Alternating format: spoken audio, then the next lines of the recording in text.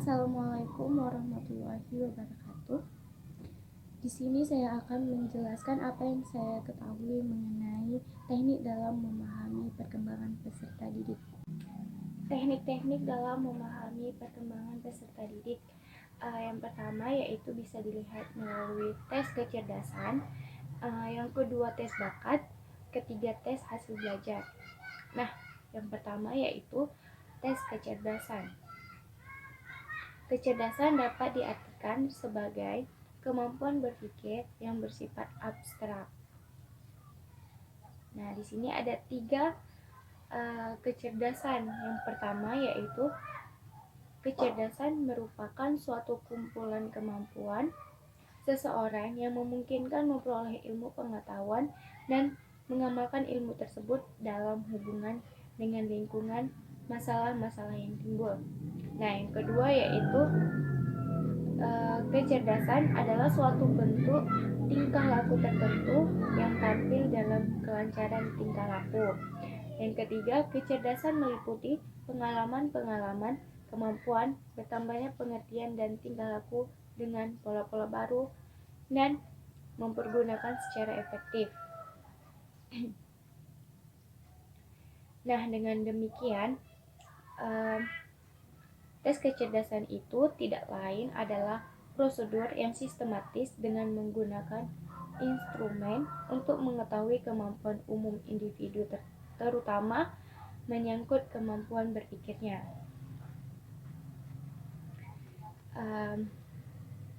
Selanjutnya yaitu tes bakat. Tidak dapat dipungkiri bahwa terdapat perbedaan antara murid yang satu dengan murid yang lain.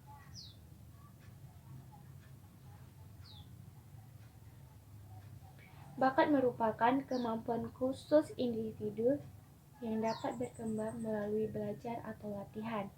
Untuk mengetahui bakat individu, telah dikembangkan beberapa tes seperti 1. Rekonik. Tes ini mengukur fungsi motorik.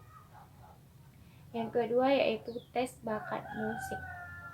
Nah, tes ini mengukur kemampuan individu dalam aspek suara, aspek nada, aspek ritme, dan warna bunyi dan memori. Dan yang ketiga yaitu tes bakat arsitek. Tes ini mengukur kemampuan menggambar, melukis, dan merupa atau mematung. Selanjutnya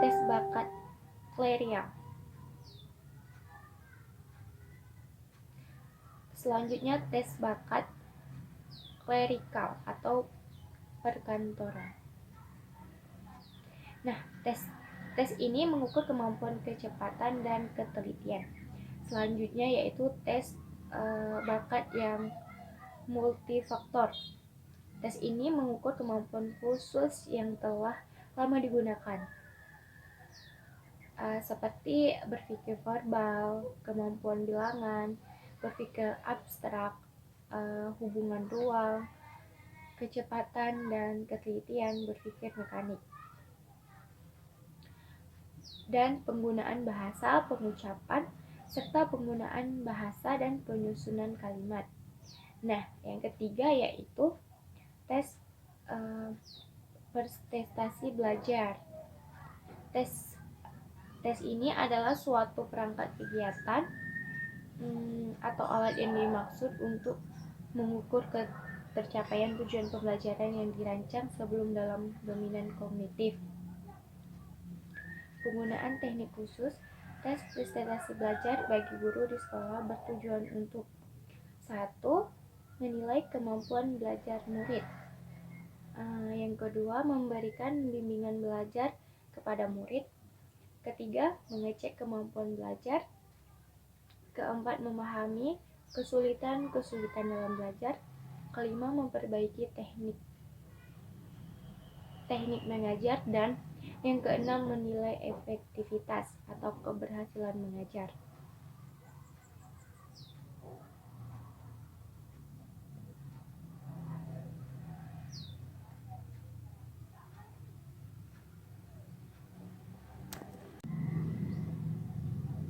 Teknik non-teks atau catatan anekdot, autobiografi, sosiometri, dan studi kasus.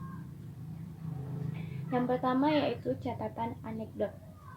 Catatan anekdot yaitu catatan otentik hasil observasi yang menggambarkan tingkah laku murid atau kejadian atau peristiwa dalam situasi yang khusus.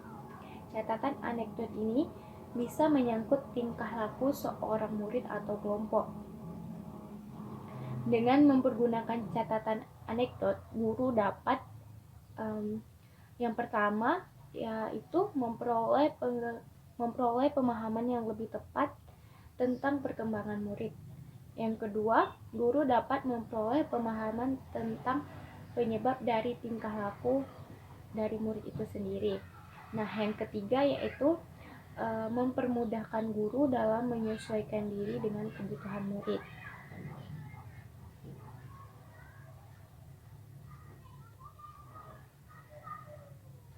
Yang kedua yaitu autobiografi. Autobiografi disebut juga dengan riwayat atau karangan pribadi. Karangan pribadi ini merupakan ungkapan pribadi murid tentang pengalaman hidupnya. Nah, di sini guru bisa lebih menanyakan mengenai pengalaman dari murid untuk mendapatkan informasi. Bisa juga mengenai cita-cita, keadaan keluarga, dan sebagainya. Karangan pribadi ini merupakan cara untuk memahami keadaan pribadi murid yang pada umumnya bersifat rahasia, yang tidak ada orang lain mengetahuinya kecuali murid dan si guru itu. Nah, penggunaan autobiografi bagi guru bertujuan untuk mengetahui tentang keadaan murid yang berhubungan dengan minat atau cita-cita dan sikap terhadap keluarga, guru atau sekolah, serta dalam pengalaman hidupnya. Karangan pribadi ini dapat pembuatannya dibagi ke dalam dua jenis, yaitu tekstur dan tidak tekstur,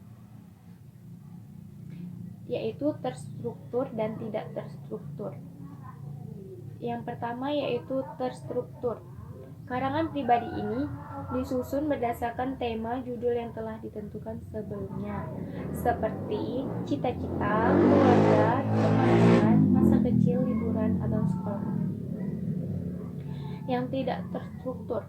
Di sini murid diminta untuk membuat karangan pribadi secara bebas, tidak ditentukan. Yang ketiga yaitu sosiometri. Di sini murid diminta untuk membuat karangan pribadi secara bebas, tidak ditentukan dengan karangan sebelumnya. Nah, yang ketiga sosiometri. Teknik ini bertujuan untuk memperoleh informasi tentang hubungan atau interaksi sosial di antara murid.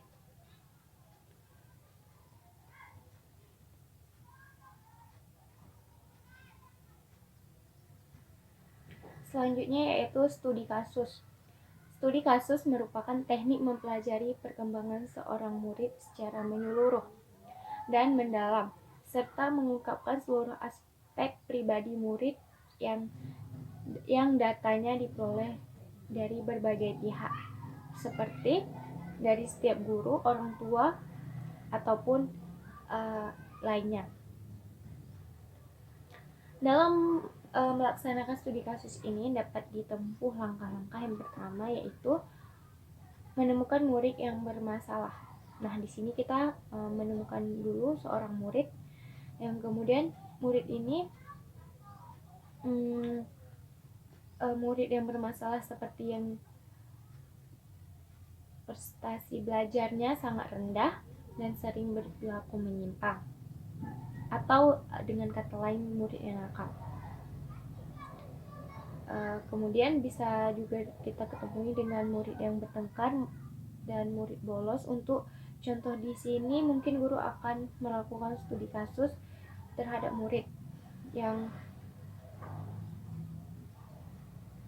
kedua yaitu memperoleh data. Untuk memahami secara lengkap tentang mengapa prestasi itu sangat rendah, maka guru melakukan pengumpulan informasi atau data mengenai data pribadi murid. Yang ketiga yaitu menganalisa data. Nah, setelah data terkumpul, kemudian guru melakukan analisis terhadap semua data yang diperoleh. Kemudian yang keempat, memberikan layanan bantuan. Nah, di sini sebagai BK kita memberikan layanan bantuan apabila berdasarkan analisa terdapat faktor penyebab itu kurang menguasai konsep dasar dalam mata pelajaran, maka pelajaran tertentu seperti IPA, matematika, dan IPS yaitu pengajaran penyembuhan. Dalam hal ini guru matematika, IPA maupun IPS dituntut untuk memberikan remedial dengan jalan mengajar kembali kepada siswa tentang konsep dasar dari setiap mata pelajaran tersebut. Nah, itulah empat teknik